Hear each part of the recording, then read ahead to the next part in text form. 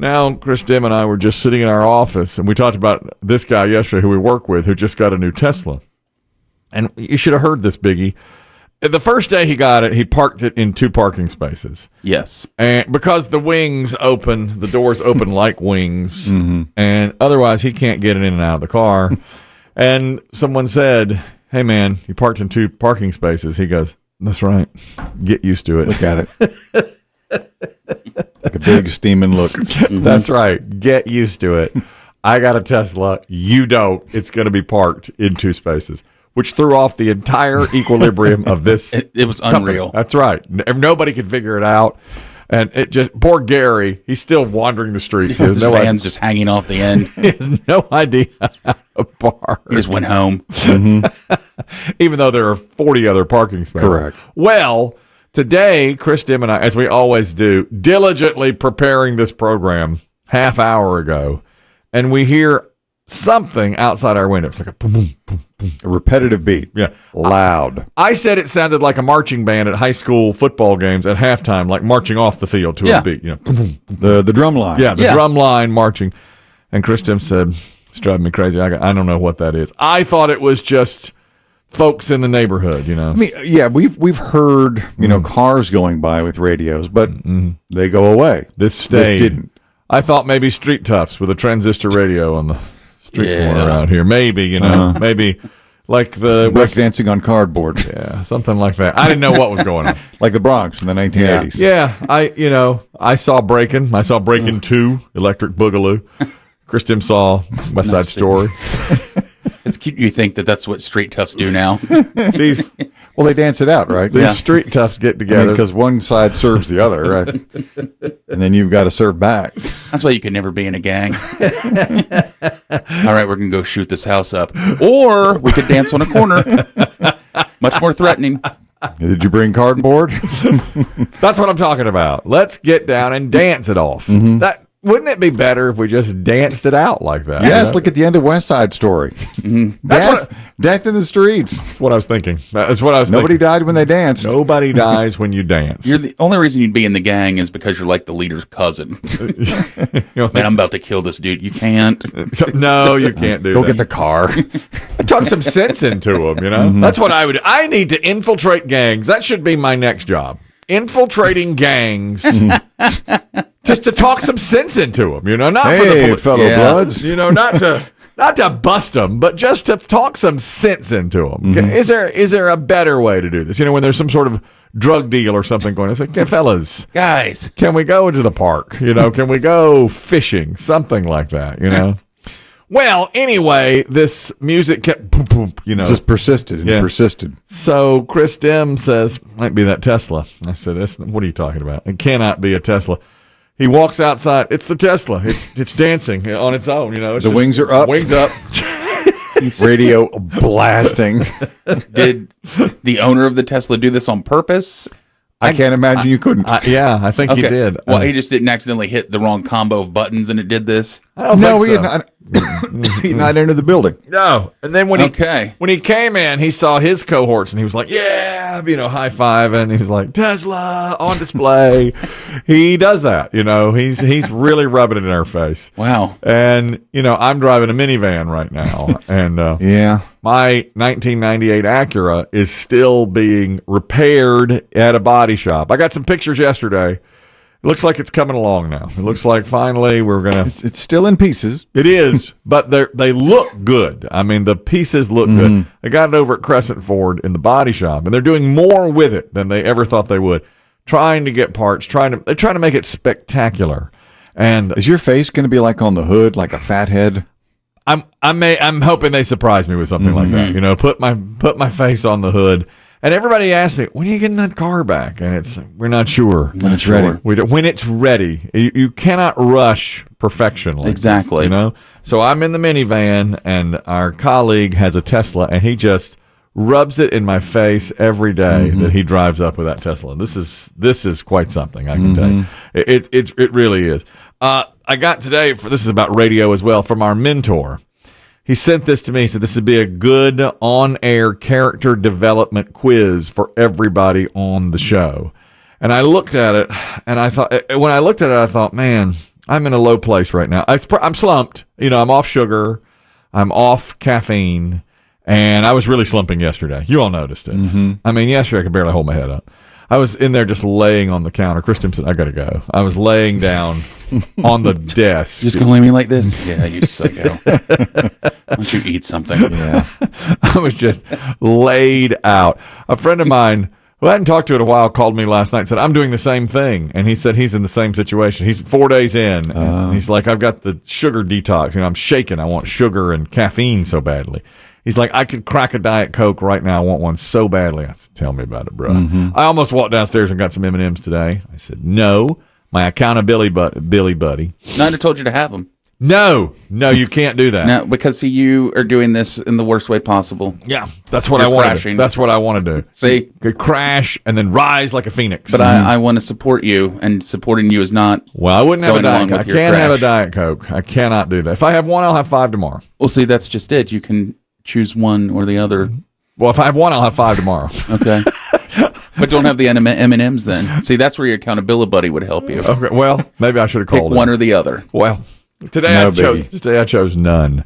But I looked at the first question on here's a great character development questions. And Is this something that radio shows would do on the air? Yeah, or social media. On air or on social media. He said it's a great little quiz for you and your showmates. And his first question is, what have you lost interest in? And my answer is everything. Save pickleball. That's right. This is the saddest survey. It is. I just thought about it. It's like, I've lost interest in everything in my life. Remember how Wordle used to be the biggest part of your day? Yeah, now I do the Wordle, and it gave me some joy. 2 days ago, I didn't get it. Yesterday, I got it in 6, and basically, I'm just like plugging in numbers now, plugging in letters. I don't care. It's like I'll tell my wife, I don't care. I think the only reason you're playing is because of your wife. Yeah, we're still battling. Mm-hmm. She's never missed. I've missed twice now, and once I missed, it was sort of freeing. Yeah, it's like okay, all right, streak over. It's like a baseball player that's got a hitting streak. When it ends, I'm sure it's like all right, now I'm just gonna play. Yeah. There's none of that stuff. Then the other questions were. Have you ever been around a friend nude? Friend or friends nude? If so, why? These are character development questions. Yes, I have in locker room settings. I remember when in college when we played water polo, we were nude around each other. Mm-hmm. And we're just in the locker room, just naked and like, all right, let's go play. Yeah. And I was the goalie. It was really bad. Mm. It was a bad situation. Did you shower after we went rafting? Yeah. I did shower after back in those days. Yes, I did shower after we went rafting because it was so grimy inside the wetsuit and stuff. Yeah, so you're covered in river water and sunscreen. Right. So I was nude around friends at that point too. I think almost everybody is at some point, right? I mean, in a locker room, that's just how it is. It's amazing what you get used to. Mm-hmm. I mean, like when I would go to grade school, middle school, high school. Mm-hmm. Urinals were just urinals. They were 6 inches apart. That's right. Yeah, that's right. This past weekend, as you know, we went to the lacrosse women's national championship games, and it was held at Johns Hopkins University. Mm-hmm. And their bathroom facilities are just urinal. I'm like, because I've been going by myself, in my house because my wife and I have different schedules. Here at work, we have private bathrooms. I'm like, can't do it. You couldn't go. No. You couldn't use it next to somebody else. I had to wait for a stall, or I'll go to the Porta-John at the tailgate. Like, nope, can't do it. You can't just... This is one of those big, one of those wide mouth urinals. Right. I mean... This was probably built, in the 1950s or 60s. I don't like it. I think I could do it. I haven't done it in a while though. When you're just right next to somebody else, just rubbing shoulders and whipping out. Yeah. It must be something about getting older because I'm that way now. Like I got to wait for a stall, or I got to be alone in a Porta-John. Mm-hmm. I can no longer just stand at the urinal because the thing still happens where you have a line of urinals and one dude will sidle right up next to you. Yeah, I mean, even with a barrier.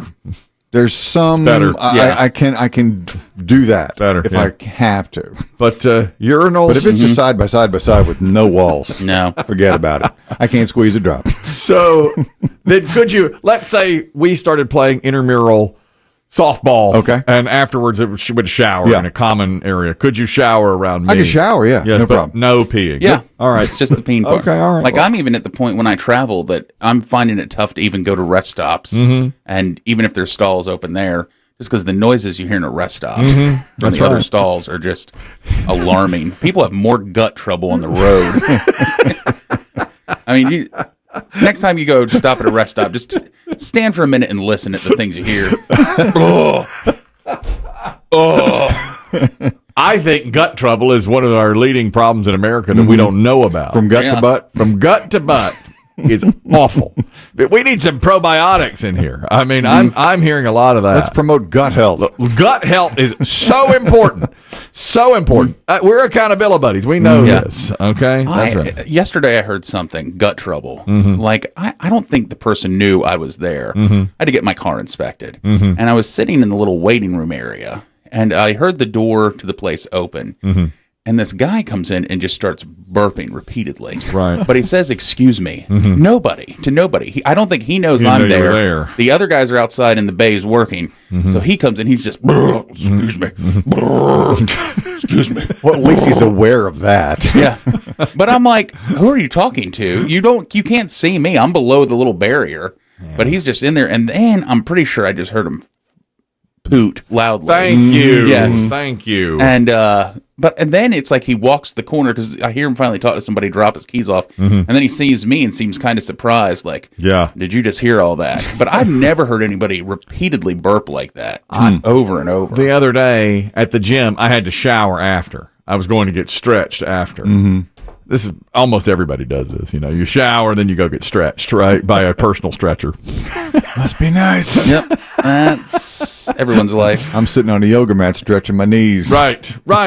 But I came out of the shower into a little vestibule. Everybody else had gone, or so I thought. So I cut a real loud poot.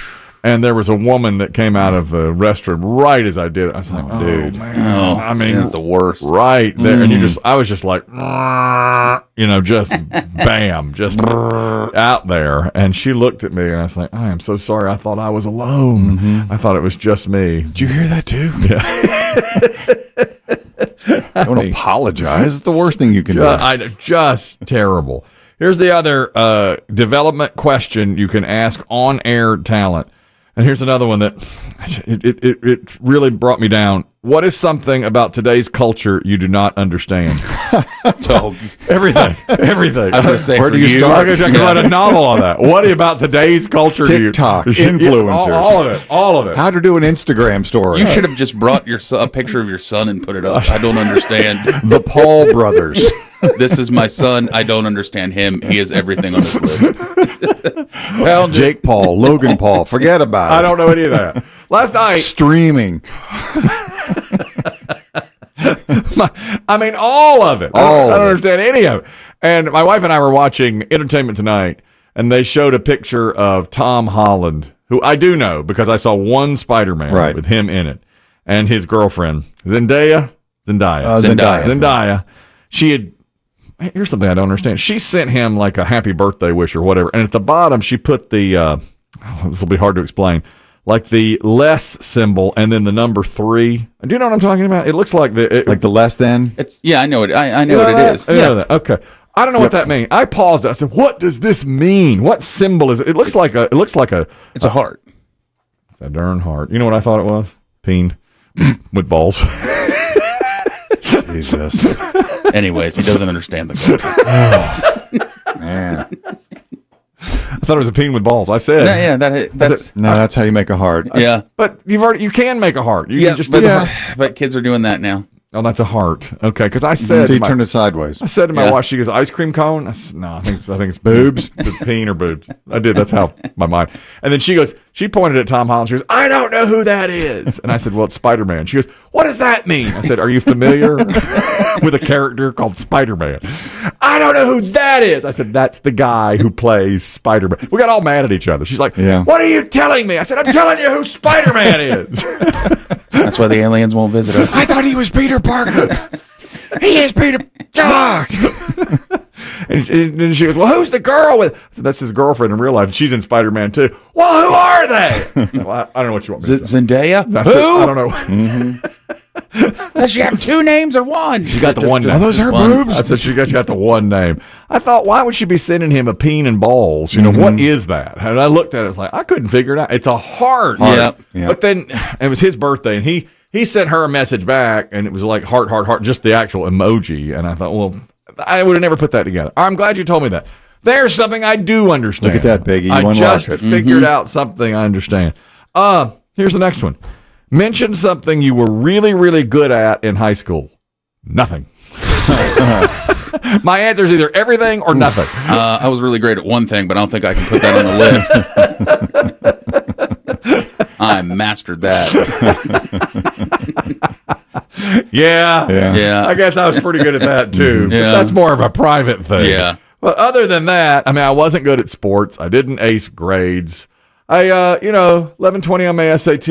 I keep that right here. That's locked. Hadn't that number gone up every time you say it? I don't recall. I don't think that's way higher than I've ever heard you say. 1120 on an SAT. You did pretty well on that. Really rocked the math. Mm-hmm. Other than that, I can't say anything I was really good at in high school.